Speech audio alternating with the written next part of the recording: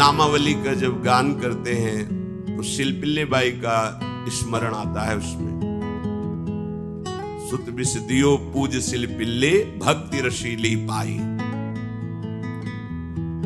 देखो कितना विश्वास होता है भक्त को, कैसा वो श्रद्धावान होता है।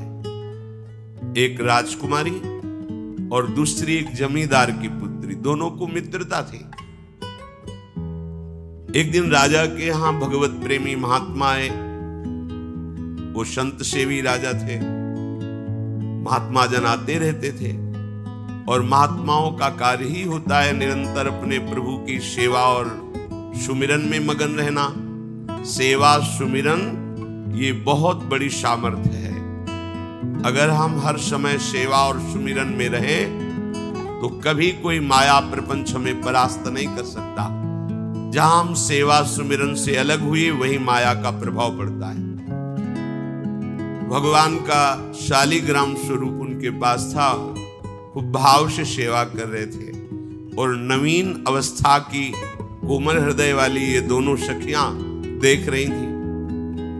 इनके मन में आया ऐसे हम भी ठाकुर सेवा करेंगे। देखने से सुनने से हमारे हृदय में प्रभाव पड़ता है। गंदी बातें देखेंगे, गंदी बातें सुनेंगे, उसी का चिंतन होगा, हृदय गंदे आचरणों की प्रेरणा वाला बन जाएगा। अगर हम भागवतिक बातें सुनेंगे, भागवतिक दर्शन करेंगे तो भागवतिक चिंतन होगा, हृदय भागवतिक प्रेरणा वाला बन जाएगा। कई दिन संत भगवान रुके, रोज सेवा कीर्तन कथा सरल हृदया। उन दोनों सखियों में बात आई कि चल करके संत भगवान से कहते हमको भी ठाकुर जी दीजिए। दोनों ने चरण पकड़कर प्रार्थना की, गुरुदेव हमारे हृदय में भी इच्छा हो रही कि हमें ठाकुर सेवा मिले। अब दोनों बच्चे ही थे। संत भगवान ने विचार किया सेवा पद्धति में बहुत सावधानी की आवश्यकता होती है। अभी ये बच्चे हैं, कहीं सेवा अपराध न बन जाए। सेवा अपराध भी होता है। उपासना में चलने वाले उपासक को सेवा अपराध और उप सेवा अपराध 32 ये 64 इन पर सावधान रहना चाहिए। ये गलती नहीं होनी चाहिए। जैसे आप ठाकुर सेवक हैं, अपने घर में सेवा विराजमान किए हुए हैं। अब जैसे आपको ठाकुर जी के दर्शन के लिए जाना है, जहां तक ठाकुर जी के दर्शन करने के लिए जाना है, हो सके तो पादुका न पहने, नंगे पैर दर्शन करने जाए। यदि आप में ऐसी सामर्थ्य नहीं है किसी कारण से, तो सीढ़ियों में पादुका नहीं पहनना चाहिए। जहां से मंदिर की सीढ़ियां हैं, पादुका उतार कर माथा रखकर सीढ़ी में फिर चढ़ना चाहिए। खड़ाओं या पादुका पहन करके श्री विग्रह के दर्शन करने के लिए जाने में फिर अपराध लगता है। अरे अपने मालिक के दर्शन करने जा रहे हैं, स्वामी के दर्शन करने जा रहे हैं, प्रभु के दर्शन करने जा रहे हैं, तो अपनी कुटिया से और मंदिर तक नंगे पैर जाना चाहिए। ये भावना रखनी चाहिए। भरत जी जा रहे हैं प्रभु के दर्शन करने के लिए, अयोध्या से पैदल ही चले थे, तो सुकुमार चरणारविंद तो बड़े बड़े फफोके छाले पड़ गए थे। वशिष्ठ जी ने देखा, सबने मिलकर भरत जी से कहा पालकी पे बैठ जाइए। तो उनका हाँ, मेरे प्रभु यहां नंगे पैर चले हैं और मैं पालकी पे बैठ जाऊं?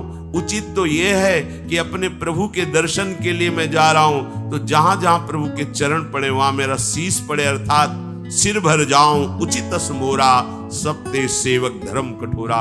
यहां मैं सर के बल चल के जाऊं पर असमर्थ हूं।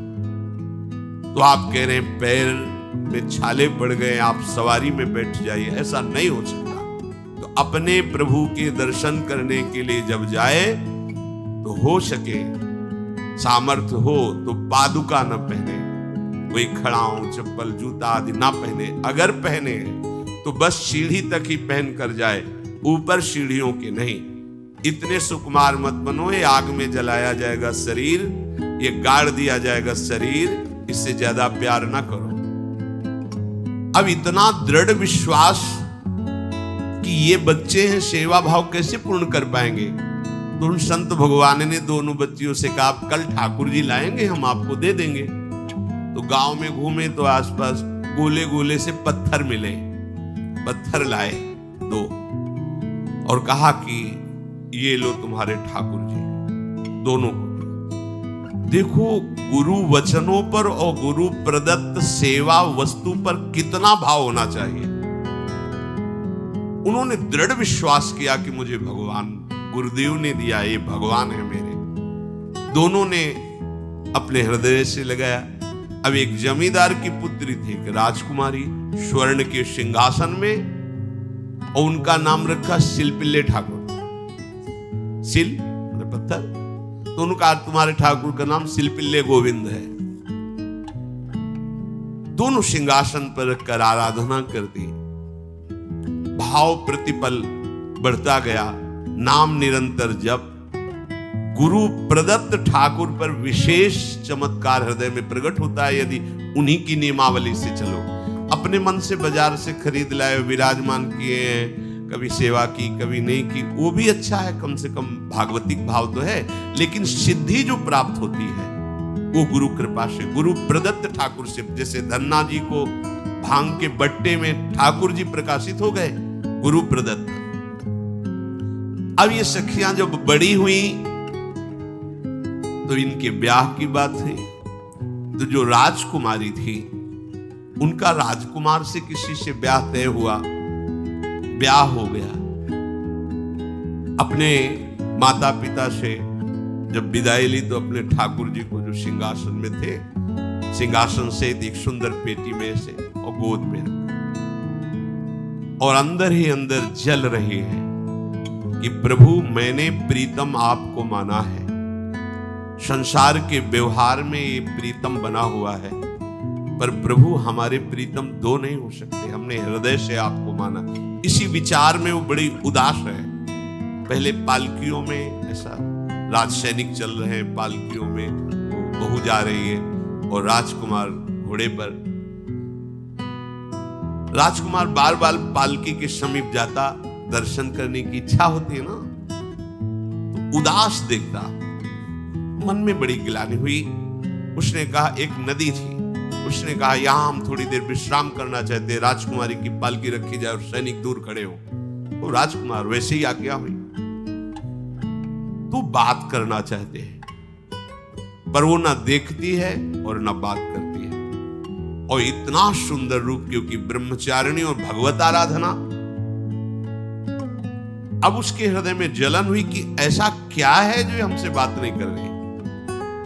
बस बार बार ऐसे पिटारी खोल के ऐसे ठाकुर जी को देखती। नाम जप और सेवा के प्रभाव से वो सिल नहीं रह गया था, वहां उसको सांवरे श्याम सुंदर की झांकी मिलती थी। जब अपने शिल्पिल्ले ठाकुर जी को देखती तो ललित त्रिभंगी श्री लालजू महाराज श्याम सुंदर दिखाए, अत्यंत आसक्ति। गुरु प्रदत्त किसी भी शब्द में, किसी भी वस्तु में दिव्यता होती है, बस हमारी भावना होनी चाहिए। अरे बोले ये हम नहीं दे सकते, ये गुरु प्रदत्त है, नहीं हम प्राण दे सकते हैं, लेकिन ये नहीं। जिसका गुरु वचन पर, गुरु प्रदत्त वस्तु पर, गुरु प्रदत्त ठाकुर पर दृढ़ निष्ठा हो गई, वही सिद्ध हो जाता है। अब उसने समझ लिया कि पिटारी में जो कुछ है यही हमारे और राजकुमारी के बीच में बाधा है। दो चार दासियों को बुलाया और कहा इनको बातों में उलझाओ, पिटारी पीछे हमें दो।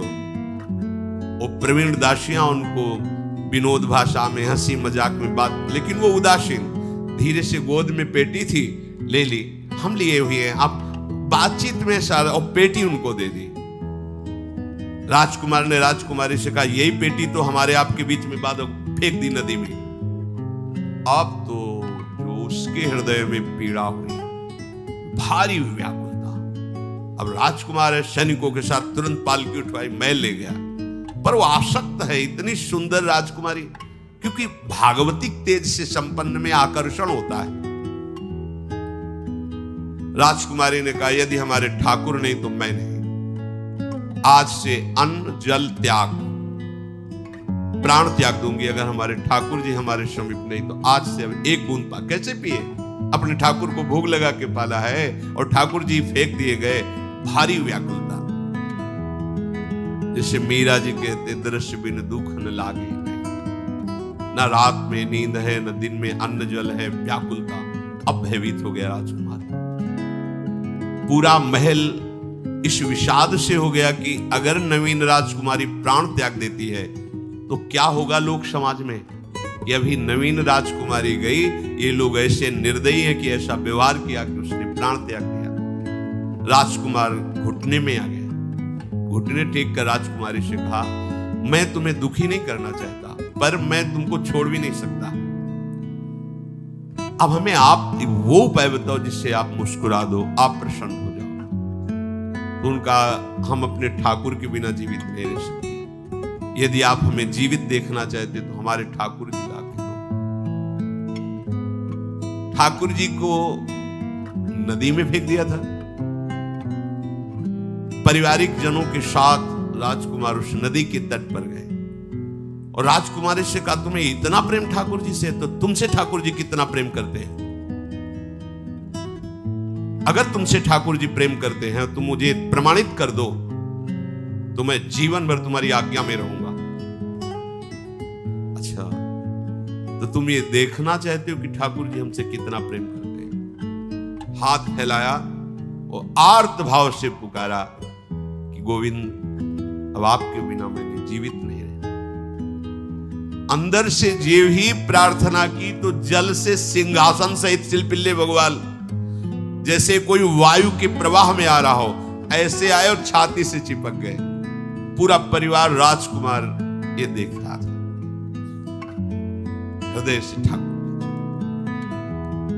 जीवन भर के लिए दासत्व स्वीकार कर लिया और कहा, जैसी आप आज्ञा करोगे। जैसे मीरा जी, जब राणा जी से ब्याह हुआ तो प्रथम मिलन की रात में मीरा जी ने कहा, सावधान, तुम हमारे पति नहीं हो, मेरा सुहाग गिरधर से है। श्याम सुंदर ही मेरे पति हैं। व्यवहार में तुम पति बने हो। यदि हमारी बात समझ पा रहे हो तो जीवन में कभी हमारा स्पर्श मत करना। ये जीवन केवल गिरधर के लिए, दूसरे के लिए नहीं। उतर गए शैया से और जैसे सेवक होता है, बोले, अहो भाग, मुझे ये सौभाग्य मिला कि इतनी महाभागवती की सेवा करने का। एकांत में मैं सदैव तुम्हारे शिष्य की तरह बर्ताव करूंगा, पर समाज में तुम्हें बहू की तरह बर्ताव करना होगा, नहीं तो लोग जीने नहीं देंगे। समाज में पत्नी की तरह और एकांत में गुरु शिष्य के। तुम हमारी गुरु होगी और हमसे ऐसा ही बर्ताव राणा ने, ऐसा ही उस राजकुमार ने। हमारी भागवतिक निष्ठा ऐसी होनी चाहिए कि जो गुरुजी ने मंत्र दिया है, जो गुरुजी ने उपासना दी है, उसमें दृढ़ विश्वास होना चाहिए। हमारे अंदर किंचन मात्र फिसलाव नहीं होना चाहिए। और आगे जो महामहिम सूत्र है, जब तक हमारा मन प्रभु में समर्पित ना हो जाए तब तक पाप होने की संभावना होती है। बड़े बड़ों से चूक हो जाती है। इसमें यह नहीं कहा जा सकता कि हम इतने वर्ष से साधन में लगे, हमसे चूक नहीं होगी, ये तो भूल जाना। बड़े बड़ों से चूक करवा देना माया का कार्य होता है, पर जिनका मन प्रभु को समर्पित हो गया है उनसे चूक नहीं हो सकती। इसलिए जो अगला सूत्र वर्णन किया कि जितने भी पापाचरण होते हैं वो सब मेरे से होते हैं, ऐसा उपासक दृढ़ निश्चय करे। ऐसा नहीं कि पापाचरण भगवान से, भगवान करा रहे हैं। जिन लोगों का एक प्रश्न होता है कि जब सब कुछ भगवान करा रहे हैं, भगवान की इच्छा के बिना पत्ता भी नहीं हिलता, तो जो हम पापाचरण, गलत आचरण, वो भी तो भगवान ही करा रहे हैं। इस विषय को समझना है। आज के समाज का जो मानसिक स्तर है, जब हम त्याग की बात करते हैं कि गंदे आचरण नहीं करने चाहिए, तो जो समझाया जाता है और जो समझ है आज की आधुनिक, वो ये समझ है कुछ ऐसे जनों ने ये निर्धारित भी किया है कि बहुत भोग कर लेने पर फिर समाधि की प्राप्ति होती है। अगर ऐसा होता तो लाखों लोग समाधि को प्राप्त होते, लाखों लोग बिना साधना के। क्यों? बचपन से लेकर के पूरे जीवन तक भोग ही भोग रहे, सब समाधि में पहुंच जाते हैं। प्रायः सबके दिमाग में बात बैठी है कि अगर हम भोग ले तो हम मन को समझा सकते हैं, लेकिन आप बात अनुभव की समझ लीजिए कि आप भोगने के लिए जो ही गए तो मन के गुलाम बन करके गया, वो कभी तुम्हें मुक्त होने का अवसर नहीं देगा। और आज तक किसी ने भी ऐसा नहीं कहा भोग भोगने के बाद कि आज के बाद मैं प्रण करता हूं, मैंने जान लिया कि इसमें सुख नहीं है, आज के बाद कभी भोग नहीं भोगूंगा। कभी किसी ने नहीं कहा। सबको इस दलदल में गिरने के बाद सदगुरु या भगवान ने ही निकाला है, स्वयं आज तक कोई निकल नहीं पाया, कोई नहीं निकल पाया। ये ऐसा दलदल है। पर लोगों की भ्रांति रहती है कि ये जो मेरा मन जिन भोगों के लिए लालायित हो रहा है, उन भोगों को खूब भोगूं, फिर बाद में अनुभव जब हो जाएगा तब हम इनका त्याग करके फिर भजन मार्ग में चलेंगे। जो भजन मार्ग में चलते हैं उनके मन में भी लगा रहता है कि अगर एक बार भोग लूं तो मन को समझा तो सकता हूं। यह है आधुनिक सोच, यह है हमारे मानसिक सोच का स्तर। सब लोग देख लीजिए। अब भागवतिक सोच और शास्त्र सिद्धांत का जो मत है वो ये है, ये डंके की चोट से गाया गया है और इसी मार्ग में चल करके समाधि को प्राप्त हुए महापुरुष। एक भी कोई ऐसा समाधिस्थ महापुरुष बता दिया जाए विश्व में जिसने भोगों के भोगने के बाद समाधि को प्राप्त हुआ हो। जैसे हम भोजन कर लेते हैं तो लगता है कुछ नहीं, लेकिन 6 घंटे व्यतीत होते होते पर्चा बन जाएगा कि ये चीज फिर चाहिए खाने को। ऐसे ही कोई भोग भोगने के बाद कुछ क्षण के लिए उससे विरति हो जाती है, ठीक, लेकिन फिर कुछ मिनट होने के बाद फिर नई स्फुरना, नया संकल्प, नई क्रिया, नई भोग वासना सब हृदय में देख लो। इसके लिए किसी और से सलाह लेने की जरूरत नहीं। इसलिए ये जो संतों का मत है, शास्त्र का मत है कि भोगों के भोगने से भोग वासना दृढ़ होती है, कामना बढ़ती है, ना कि शांति मिलती है। लेकिन आधुनिकता में भोगों को भोगने से शांति मिलती है, ऐसी धारणा बनी हुई है और ये गलत है। और ये इतनी गलत हो जाती है कि हम हत्या करने लगते हैं, हिंसा करने लगते हैं, पूज्य जनों के साथ दुर्व्यवहार करने लगते हैं। आज तक भोगों में इति नहीं हुई। देवयानी जी भगवान शुक्राचार्य जी की पुत्री हैं। वो इतनी सुंदर हैं कि कोई अप्सरा भी उनसे होड़ नहीं कर सकती, क्योंकि भगवान शुक्राचार्य की पुत्री जितेंद्री, पवित्र, भगवत आराधन संपन्न। बड़ा प्रसंग है, उसको ना लेते हुए हम सारांश में बता रहे। वृषपर्वा की पुत्री शर्मिष्ठा, ये असुर राजकुमारी है। दैत्यराज वृषपर्वा, उनकी पुत्री शर्मिष्ठा, और दैत्य गुरु भगवान शुक्राचार्य, उनकी पुत्री देवयानी बड़े समाज के साथ जंगल में गई हुई थी। एक बड़ा दिव्य सरोवर था, तुलसी में सब राजकुमारियां स्नान कर रही थी। अचानक वहां से कोई महात्मा निकले तो जल्दी में सबने वस्त्र धारण किए। तो शर्मिष्ठा के वस्त्र देवयानी ने और देवयानी के वस्त्र शर्मिष्ठा, वो महात्मा निकल गए। वहां कोई उनको टिकना तो था नहीं। देवयानी ने देखा कि मेरे पवित्र वस्त्र, देवयानी ने वस्त्र धारण नहीं किया शर्मिष्ठा के। जो महात्मा चले तो देखा कि हमारे वस्त्र राजपुत्री शर्मिष्ठा धारण किए। तो उनका, तुझे पता है मेरे वस्त्रों को स्पर्श करने का भी तेरे को अधिकार नहीं, तूने धारण कैसे कर लिया? तो उनका, ज्यादा मत बोल,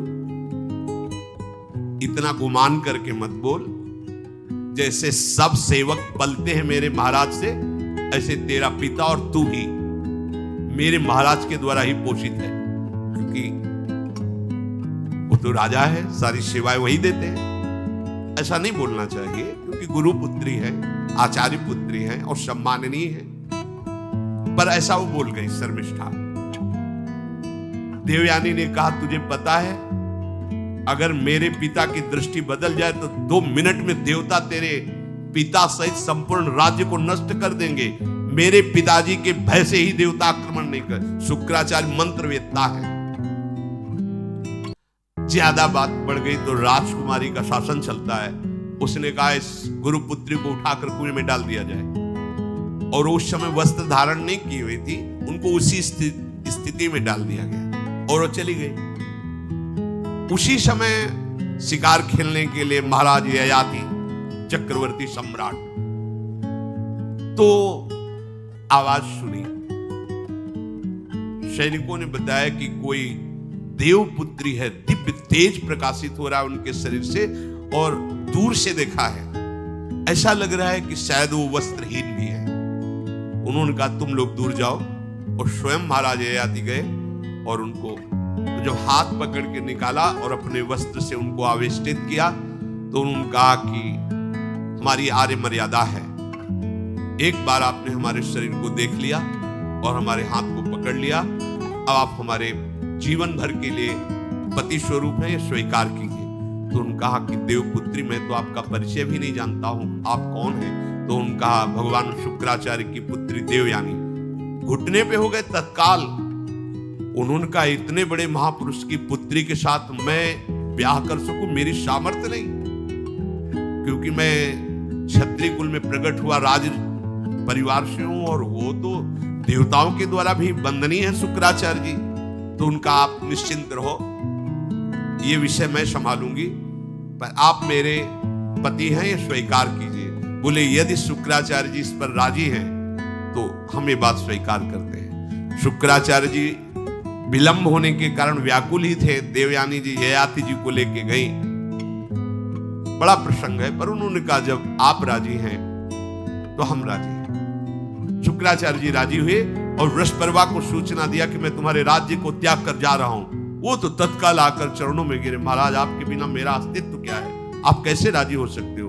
बोले मेरी पुत्री को दिगंबर करके कुएं में डाल दिया गया, मैं इस अपराध से बिल्कुल तुम्हें माफ नहीं कर सकता। बोले कोई उपाय? तो बोले देवयानी बोले। तो देवयानी ने कहा तुम्हारी पुत्री हमारी दासी होकर चले तो मैं तुम्हें क्षमा कर दूंगी। बोले बिल्कुल ठीक, तथास्तु। पूरे राज्य की रक्षा के लिए राजकुमारी शर्मिष्ठा को देवयानी की दासी भाव में अब महाराज ययाति के महल पे पहुंचे। देवयानी ने कहा कि ये जो दासी भाव में आई हुई है ये सर्वांग सुंदरी है, और आपका कभी मन उधर चलना भी नहीं चाहिए, अगर चलेगा तो आप हमारे दंड के पात्र बन जाएंगे। स्वीकार कर लिया और बहुत दूर उनके लिए महल का निर्माण करवाया और वो सेवा में आती है। कुछ समय के बाद जब देवयानी जी के पुत्र हुए तो वन विहार के लिए अपने पुत्रों को लेकर चली, तो उधर शर्मिष्ठा के 2 पुत्र हो चुके थे, इनको पता भी नहीं था, और वो दौड़ कर आए, ययाति को पिताश्री कह करके आलिंगन किया, छोटे छोटे बच्चे। देवयानी ने कहा कि हमने कहा था तुम्हें देखना भी नहीं है, और ये किसके पुत्र हैं? शर्मिष्ठा मुस्कुरा रही थी। देवयानी ने कहा तुम्हें दंड देंगी ही देंगी, और चली गई भगवान शुक्राचार्य जी के पास। ययाति भयभीत होकर के गए और शुक्राचार्य से प्रार्थना करे क्षमा कीजिए मुझसे गलती हो गई। और शर्मिष्ठा से ऐसे नहीं मिले। शर्मिष्ठा ने कहा था कि आप जानते हैं कि मैं दासी नहीं हूं, मैं राजकुमारी हूं, ईर्ष्यावश दासी बना करके लाई गई हूं, और मेरी सखी के पति हो इसलिए आप मेरे भी पति हो, मेरा अधिकार है आपसे संतान उत्पन्न करने का, शास्त्रीय सिद्धांत है। शुक्राचार्य जी ने कहा कि जो देवयानी कहेंगी वही हम मानेंगे, क्योंकि मेरी पुत्री है। क्या चाहती हो? तो बोले पुरुषत्व से इनको हीन कर दो। गुस्सा में आके शुक्राचार्य जी ने कहा तथास्तु। उसी समय महाराज ययाति पुरुषत्व से हीन हो गए और वृद्धावस्था छा गई शरीर में। अब ययाति ने कहा अब सुखी रहोगे तुम। अब देवयानी को भी होश आया कि ये तो क्या हमने अपना ही सर्वनाश कर लिया। कहा पिताजी अब इसका सुधार कैसे होगा? तो बोले जो पुत्र अपनी यौवन अवस्था दे देगा वही यौवन अवस्था इनके ऊपर आ जाएगी, वृद्धावस्था उसके पास चली जाएगी। महाराज ययाति ने अपने बड़े पुत्र यदु जी से कहा, तो उन्होंने कहा इसका प्रयोग कहां होगा? मां के साथ कदापि नहीं। मेरी यौवन अवस्था का प्रयोग मेरी मां के साथ कदापि नहीं, क्योंकि वो बड़े ज्ञानी महात्मा, इन्हीं के वंश में भगवान श्री कृष्ण का प्रादुर्भाव हुआ, इसलिए यदुवंशी कहेंगे। सबसे छोटे, शायद उनका नाम पुरु ऐसा कुछ, उन्होंने कहा ये जीवन पिता का दिया हुआ है, इस पर पूरा अधिकार है, आप स्वीकार कीजिए। तत्काल वो वृद्ध हो गए, वो जवान हो गए।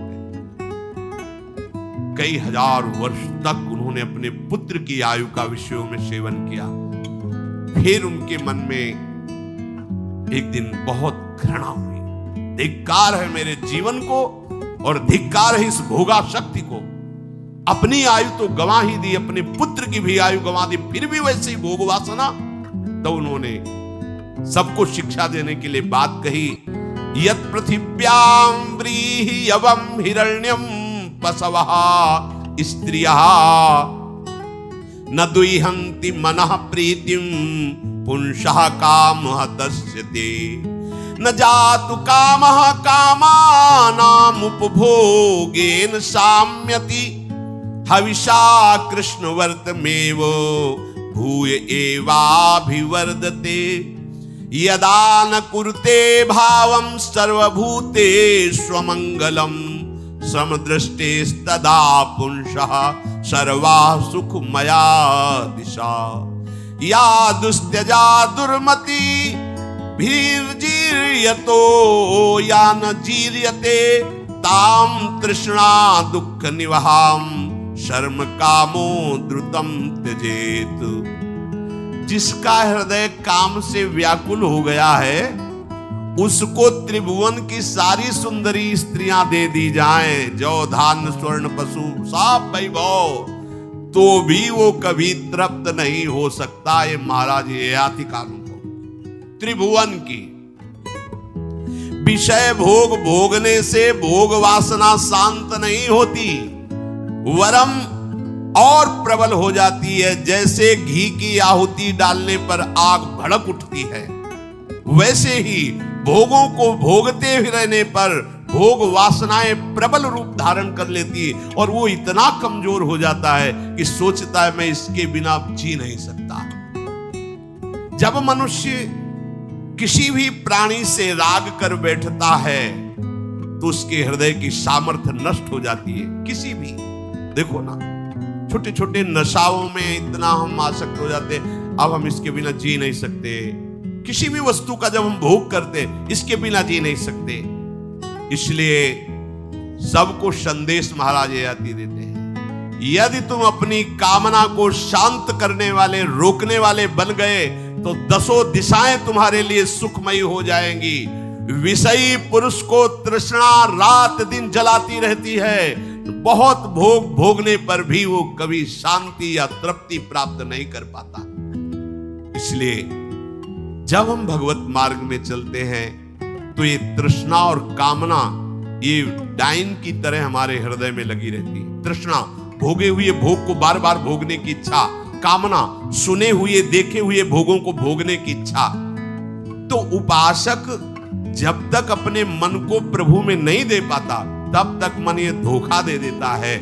इसलिए बहुत सावधान रहना चाहिए।